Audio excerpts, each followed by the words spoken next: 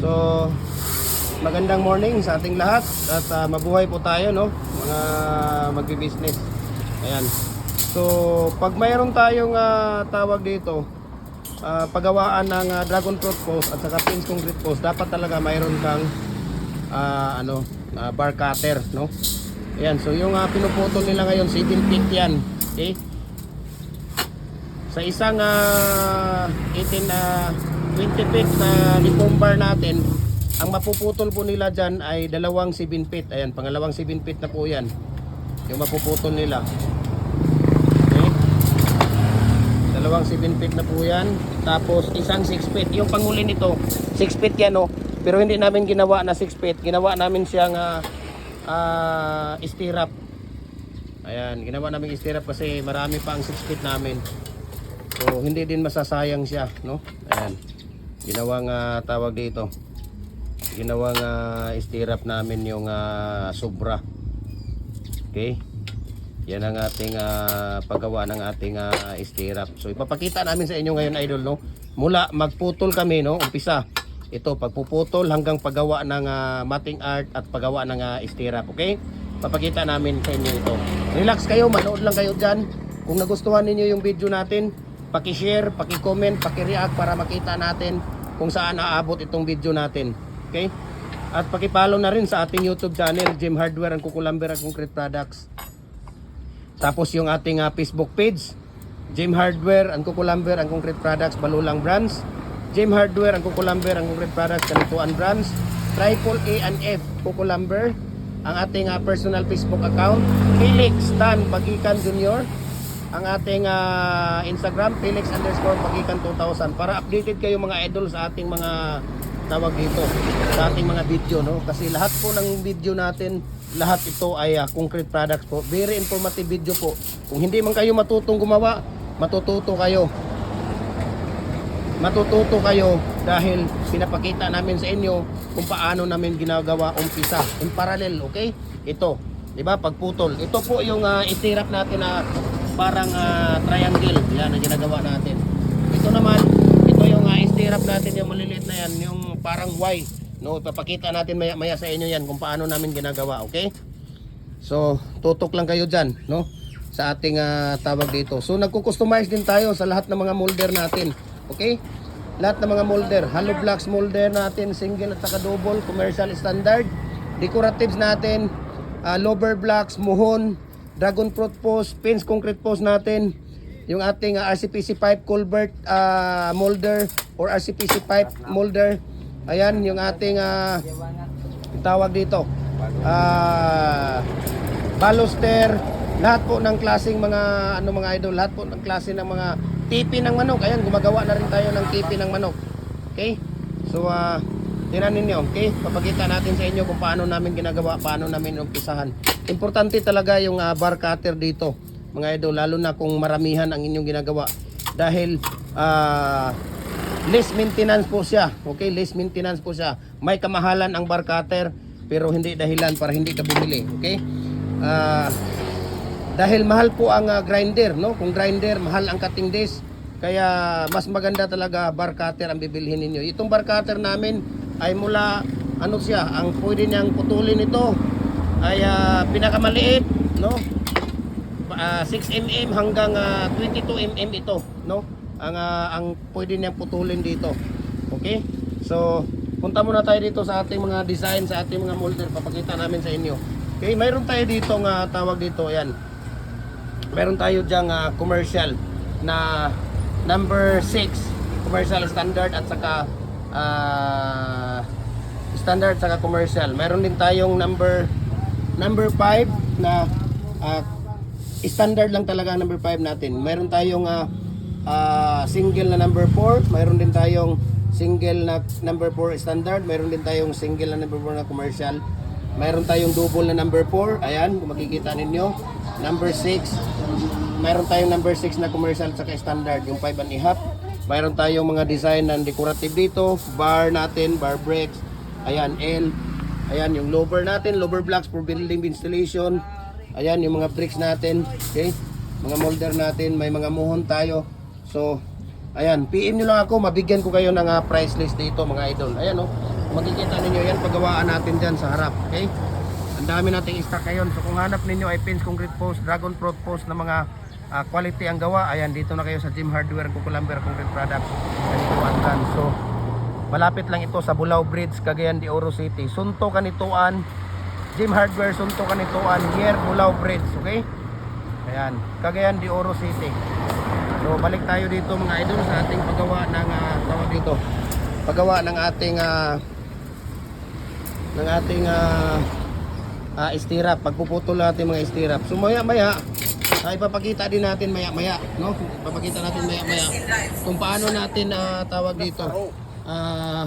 Paano natin ginagawa ang stirrup, na dalawang design natin sa stirrup, at paano rin natin tawag dito gagawin ang mating art. Okay, papakita namin sa inyo yan mga idol, para at least mayroon kayong mga idea sa paggawa, no? Ako ang bahala sa inyo.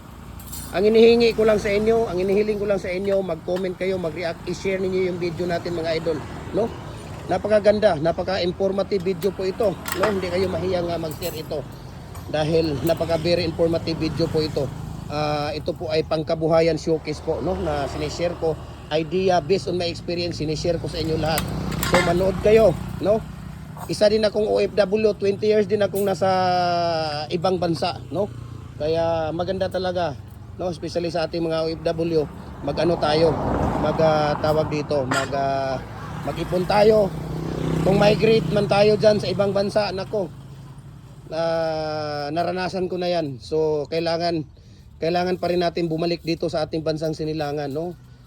Dahil talagang nandito lahat. Dala man natin yung ating mga anak, dala man natin yung ating asawa, yung ating parents, mga relatives natin, nandito lahat sa Pilipinas. Kaya ang ating puso't isip nandito pa rin sa bansang sinilangan natin, kung hindi ang Pilipinas, no? Napakasaya po talaga dito. Nako, kung papipiliin man ako, masaya, mahirap talaga sa ibang bansa. Masarap na mahirap, no? Masarap dahil pag may pira ka, talagang makukuha mo, mabibili ang lahat ng gusto mo, no? Pag nasa ibang bansa ka, hindi mo ramdam ang gutom diyan sa ibang bansa. No, hindi mo ramdam ang gutom diyan, hindi mo ramdam ang gipit, hindi mo ramdam ang mga tawag dito, yung crisis ng no, especially sa ibang bansa, lalo na kung magkasakit ka, kasi covered ka naman ng mga insurance. Sa pagkain, libre naman kayo, furniture, libre kayo, housing, libre kayo, car, libre kayo, gasoline, libre kayo. Meron kayong furniture, meron kayong housing allowance, car allowance, lahat, no? Free pa educational ng mga anak mo. Pero hindi sapat 'yon. Hindi sapat 'yon na iwanan mo yung mga mahal sa buhay mo dito sa Pilipinas. Naranasan ko na 'yan. Almost 20 years ako sa ibang bansa. Bumalik ako sa Pilipinas dahil nandito ang ating puso't isip. Dito tayo pinanganak sa bansang Pilipinas. Masaya pa rin, maganda pa rin dito dahil nandito yung especially yung parents natin, di ba? Hindi talaga ano.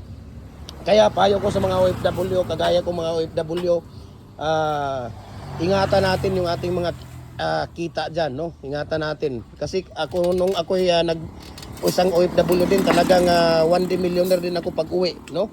Dinadala ko yung pamilya ko kung saan-saan kami nagtutur. Hindi ko talaga naisip na bumili ng mga lupain, bumili ng lupa para sa tayuan ng business, kung ano yung tawag dito. So, napakahirap, especially ngayon, napakamahal ang lupa. Nako, dito sa amin sa Cagayan de Oro, nasa mga 20,000 up na. No, 20,000 up na per square meter dito. Pag mga commercial area, dito sa Cagayan de Oro. Liblib na lugar na yan. Sa mga liblib, yung mga ano na yan na lugar. Pag gusto mo ng maganda, commercial area talaga na nasa city, nako, naglalaro na ng 30 to 50,000 per square meter dyan, hanggang 60,000. So napakalaking halaga na habang kayo ay nandyan sa ibang bansa ngayon, kung kayo ay may balak na magbi-business, unahin ninyo ang lupa. Magbili muna kayo ng lupa, i-invest ninyo ng lupa, yung pira ninyo. Yan, magandang payo ko sa inyo. Lupa, bahay, maganda talaga yan, no? Maganda talaga yan na mag-invest ka ng lupa at bahay, dahil dito sa Pilipinas napaka ano talaga dito, napakahirap, especially tayong mga OFW, no? Pag-uwi natin sa Pilipinas, wala na tayong trabaho na mapapasukan dahil matanda na tayo. May mga age limit dito, hindi kagaya dyan sa ibang bansa na kahit matanda, uga-uga na nagtatrabaho pa, di ba? Pwede kang mag-caregiver, pwede kang maglinis ng mga ano dyan, part-time. Kahit na doktor, kahit na mga attorney, professional. Naku, ang daming mga housekeeping, mga housekeeper dyan sa ibang bansa. Okay? Napakalaki talaga, no? Napakalaking tawag dito, napakalaking tulong po talaga ng ating mga ano dito. Yung ating kita, no? Na alagaan natin, mag-ipon tayo, no? Yung invest talaga, especially dito sa mga concrete products natin.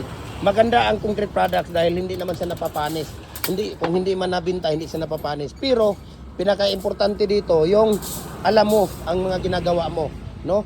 Dahil kailangan dito tutukan mo, hindi lang yung tawag dito na nagbi-business si Pulano, gusto ka ring mag-business na ganun, dapat mahalin mo yung negosyo ninyo, dapat ay nakatuto ka dito, no? Dahil hindi rin uunlad ang iyong negosyo kung hindi mo mahal ang inyong tawag dito, ang inyong trabaho. So dapat mahalin mo talaga ang inyong trabaho para kayo ay uunlad at lalaki ang inyong business. Okay? So habang sila ay nagpuputol, ayan, tingnan natin kung hanggang kailan sila dito, no? At tayo ay maghihintay sa pag-ano nila, sa paggawa ng stirrup at saka mating. Okay? Tingnan natin sila dito sa ano. So yun nga ang iniisip ko, no? Habang nandyan kayo sa ibang bansa, kung may bala kayong mag-business ng mga concrete products, unahin nyo muna yung mga molder. Lupa, okay? Lupa, napaka-importante. Yung area ninyo, kung saan target talaga na may mga commercial area. Huwag kayong matakot na maraming gumagawa ng hollow blocks dyan, maraming gumagawa ng culvert, maraming gumagawa ng fence concrete post, mga decorative bricks. Dapat nandoon kayo. Kasi ang mga tao, pumupunta yan doon. Hindi yan pumupunta sa mag-isa lang. Dapat, tingnan mo, di ba, yung mga namimili. Pag ikaw namimili, gusto mo pumunta sa market dahil nandoon lahat, no? Nandoon lahat yung bibilhin mo. Parehas lang yan dito sa ating mga concrete products. Pag hollow blocks lang ang binta mo, tapos doon sa kabila, ang daming siyempre ang customer, ay doon tayo sa kay pupunta. Kasi kumpleto doon, may pagpipilian tayo. So huwag kayong matakot. Okay? Huwag kayong matakot na, huwag kayong matakot na tawag dito. Marami ang iyong competitor. Okay? So dapat, nandoon ka. Kasi dito sa amin, sa area namin, siguro nasa mga 15 na barangay dito. Puro concrete products ang mga business dito. Puro concrete products, no? Ang dami namin dito na dito sa Cagayan de Oro, sa barangay namin dito sa Kanituan, Pagatpat, San Simon, Ipunan, Bulwa. Ang dami dito mga idol na mga nagbi-business. Tabi-tabi kami dito, magkakatabi-tabi kami dito sa paggawaan ng mga concrete products. Okay? So dito pa rin pumupunta talaga ang mga customer. Okay, so huwag kayong matakot na ganun. So balik tayo sa isang buhay ko sa OFW, no? Lalo na, no? Especially kung ikaw lang mag-isa dyan, no? Nako, napakahirap po talaga. Kung ikaw ay magkasakit, nako, sariling sikap mo dyan talaga. Dyan mo na dyan mo maalala lahat, no? Especially kung ikaw binata, maalala mo yung papa at mama mo, mga kapatid mo, na habang ikaw ay nagkasakit, nandyan sila. Pero pag ikaw ay nasa ibang bansa, nako, sariling sikap mo lang, especially kung ikaw may tatae at ikaw ay na-dextrose na hindi ka hindi ka makapagpunas ng sino magpupunas sa iyo doon, di ba? Napakahirap talaga, idol, no? Napakahirap talaga sa ibang bansa. Kaya ingatan natin, no, yung ating kita diyan sa ibang bansa. Pahalagahan natin habang nandyan tayo para pag-uwi natin dito sa Pilipinas, makikita natin, pwede tayo magtayo ng business kung anong gusto natin na gawin natin. Okay? At tingnan natin maya-maya habang sila ay Ayan, so balik tayo, no. Napaka-importante yung tawag dito. Uuwi kang may pira kasi talagang pwede kang gumawa dito. Pwede kang magbi-business ng kung ano yung nasa isip at puso mo na negosyo, yun talaga ang susundin mo. Huwag lang yung gumaya-gaya ka, okay? At hindi tutubo yung business mo kung hindi mo mahal yung ang inyong trabaho. Dapat talaga in line sa inyong puso at isip yung gawin mong business. Okay? Yun talaga ang based on my experience. Okay? Based on my experience dito sa mga concrete products natin. Kaya sabi ko napakahirap ang concrete products, especially sa mga mixing ratio, kung paano natin patitibayin, patitigasin, paano natin gumawa ng quality ng mga hollow blocks, bricks, concrete fence post, lahat po ng mga concrete products natin, dahil ito po ay hindi basta-basta, especially kung tawag dito ay magkaroon ng diferensya dito sa ano ninyo, sa tawag dito sa mga hollow blocks ninyo, especially kung kayo ay hardware, nako wala nang babalik sa inyo, talagang hindi na babalik yung customer ninyo. Pero dito sa atin sa Gem Hardware Cagayan de Oro, binabalik-balikan, tested and proven na po yan mga idol, no? Sa mga gustong magpa-deliver ng ating mga molders, no? Magtatanong, hindi po tayo nagbibigay ng presyo dito sa sinishare natin sa ano, no? Dahil minsan ang bakal tumataas, minsan bumababa, kaya hindi ako nagbibigay ng presyo. I-private message nyo ako sa ating Facebook page, Gem Hardware and Kukulamber Concrete Products, Balulang Brands, Gem Hardware and Kukulamber Concrete Products, Kanituan Brands, Tripoli and F Kukulamber, sa aking personal Facebook account, Felix Tan Pagikan Jr., sa ating tawag dito, YouTube channel, Gem Hardware and Kukulamber ang Concrete Products. I-share ko sa inyo ang price list at saka mga shipping details. Ayan, so punta na tayo doon mga idol sa ating tawag dito, sa paggawa ng stirrup natin at saka mating art, okay? Punta tayo doon sa kay Kuya Kim. Kuya Kim, sige. Balik na po nila yan ni Kuya Jopre. Babalik na po nila yan, no? So, ito yung ano natin, no? Mating natin. Yan, kung makikita ninyo, yan yung 7 feet natin na mating na ginagawa, no? Papakita natin ito. Ipapakita natin sa inyo ngayon. Maya ang paggawa nito. Okay? Yan, no? Di ba? Papakita natin sa inyo maya ang paggawa nito ng mating. So yung ating molder naman natin, ito po yung molder natin na ginagawa sa araw-araw. Okay? So kailangan sa umaga maghahaplas ka dito ng mga used oil. Okay? Ilalagay ng used oil dito sa umaga. No, pagdating sa hapon, linisan mo. Ito, malinis yan, no, dahil nilinis nila yan kahapon ng hapon. Okay? So balik tayo doon sa paggawa nila ng tawag dito, paggawa ng ito po ay 4x4x8 feet po ito, no? Na molder natin. So pwede ka nang gumawa dito ng 4 feet, 5 feet, 6 feet hanggang 8 feet po, no? 7 feet pwede kang gumawa dito. So kasi mayroon siyang accessories na pangkundim ito, pangkundim niya. Yan po ang libre na po yan, no? Kasama yan doon sa ano ninyo. Okay? So balik tayo doon sa kanila sa paggawa ng stirrup at saka mating ng ating fence concrete post at dragon fruit post. Ayan, nandito na tayo kay Kuya Kim. So ito po ay dito po siya gagawa ng ating stirrup at saka ng ating tawag dito. Ayan. So tingnan natin dyan si Kuya Kim sa paggawa niya ng, maglagay ka ng isa dyan doon para makita nila yung diamond at saka ayan, yung ginagawa niya ay ano yan, ay yung diamond muna dong.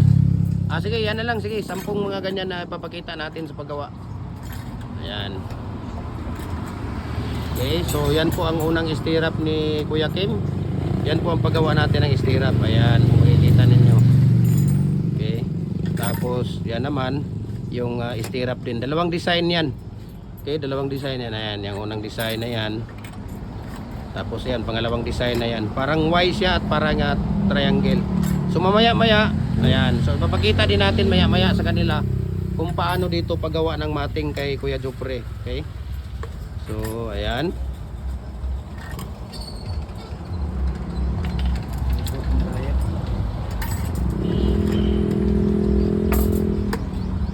Okay. So, ayan, makikita ninyo.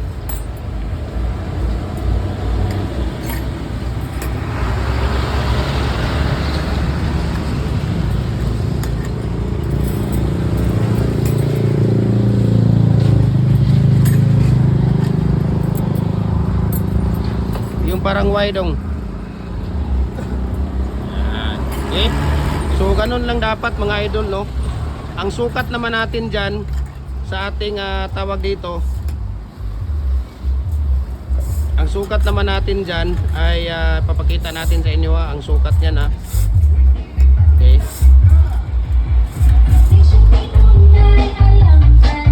Papakita natin dyan yung sukat ninyo. Papakita natin sa inyo idol ang sukat, okay? Ang sukat ng ito, no, yung parang Y ito ay nasa 13 po siya, no? Okay? Ayan, no? 1 nasa 13 inches po, okay? 13 inches po ang sukat niya. Ayan, 13 inches po. Okay, yung isa, yung itong ano, nasaan yung mahaba dito dong? Ito mahaba. Okay. Tingnan natin, ang sukat niya ay nasa 9 lang ito eh. Oh, okay. Nasa 9 inches lang po 'yan, mga idol. Ayan oh. Ito naman siya ay ito, yung itong design na to. Okay, nasa Y. Triangle, parang triangle. So nasa 9 inches. Okay? So kitang-kita diyan sa mata ha, kung hindi kayo dumidikit yung mata ninyo, kung hindi kayo natutulog, kitang-kita sa mata yan. Okay, so punta tayo doon sa mating na sa paggawa. So dito tayo sa paggawa na ng mating. So kanina ginawa natin ito, yung parang Y. Okay? Ganun lang yun, no? Grabe, imposible kung hindi ka matututo dito. Ba? Papakita natin sa inyo dito ang distansya. Okay? So, ang distansya dito, bago ka maglagay ng parang Y, ito yung nasa pinakaibabaw niya eh. So, ang distansya dito ay nasa ano lang siya? Nasa 3 inches lang po yan. Okay? Ayan o. 3 inches. 3 inches lang po yan yung ating bago natin maglagay tayo ng tawag dito ng stirrup. Tapos dito ay 1 feet na po yan. Okay? 1 feet po yan. Ayan o. 1 feet. No? Pag 7 feet ang ginagawa natin, of course, ito yung ating tawag dito.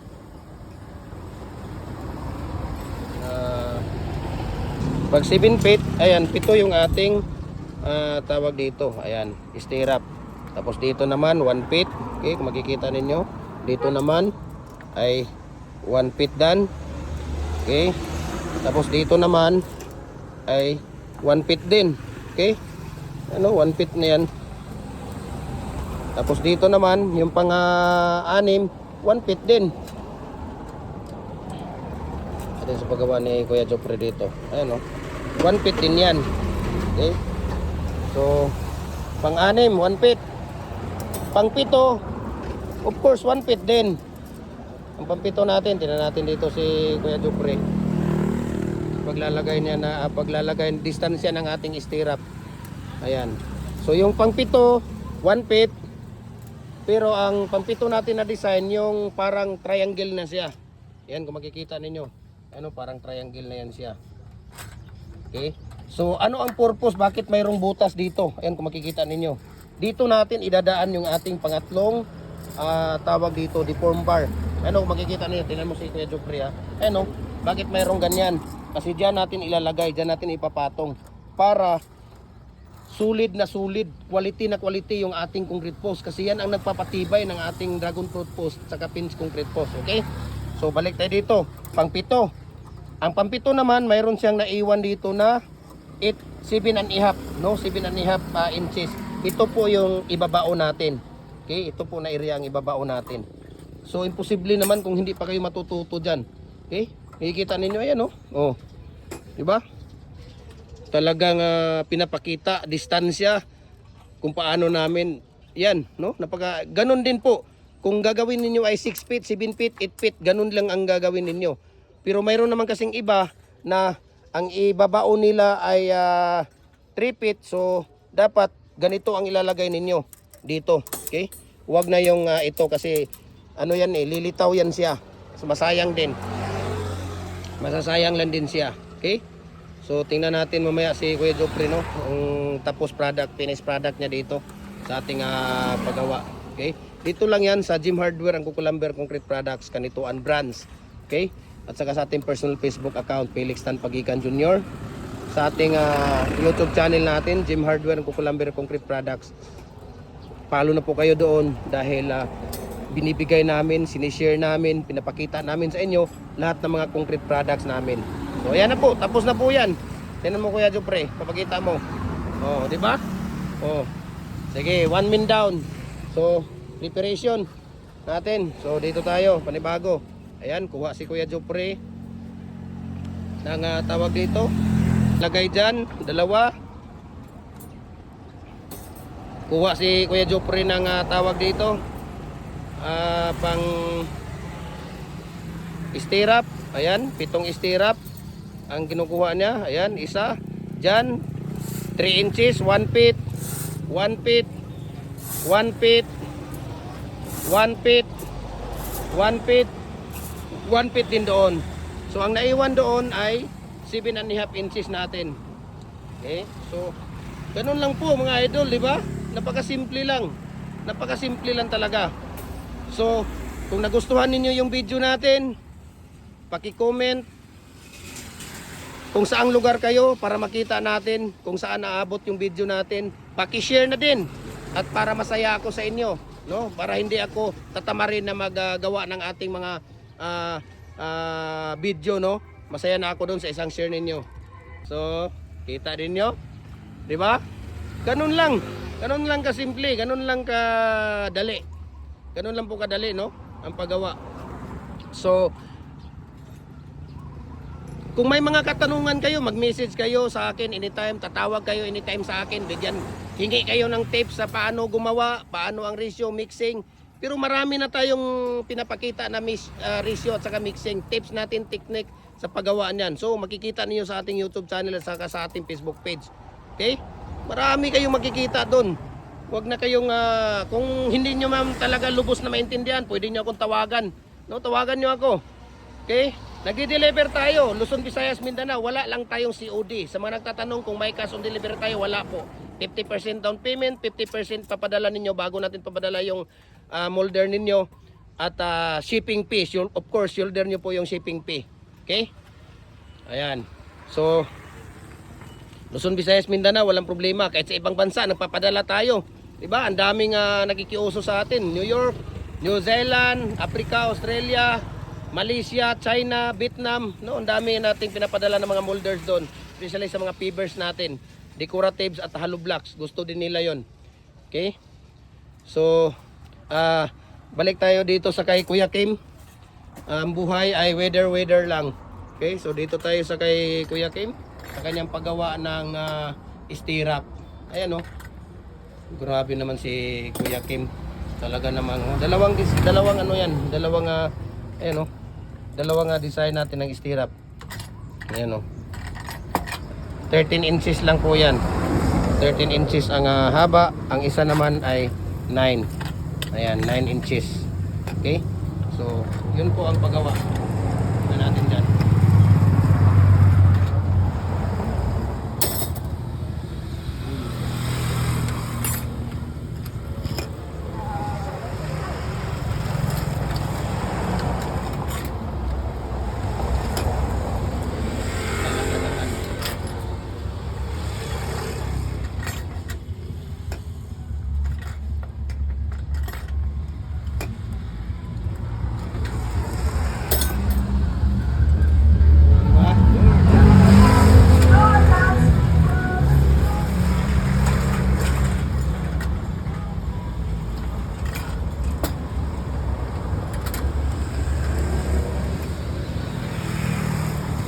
So napakalaking tulong po ito para sa inyo mga idol na mga beginners, no? Napakalaking tulong po ito at sana nagustuhan niyo yung video namin, paki-comment, share at like po. Maraming salamat po sa ating lahat at God bless po sa ating lahat. Mabuhay po tayong lahat, okay? Huwag natin kalimutan na ang buhay ay weather lang. Ano masasabi mo Kuya Kim? Buhay weather lang. Ayan. Ano masasabi mo Kuya Jupre? Ayaw ni Kuya Jupre magsalita. Ano masasabi mo Kuya Jupre? Mag-hi ka sa fans mo. Ayaw no, hi lang eh. Wala namang busis. Mga ganun lang. Ikaw Kuya Kim, ano masasabi mo sa mga fans natin? Sa mga followers natin? Wala akong masasabi. Timanan lang yung gawa namin kasi matuto kayo san. Timanan. Ano? Wala to. Maura to? Ayun, maura daw to, ingon niya.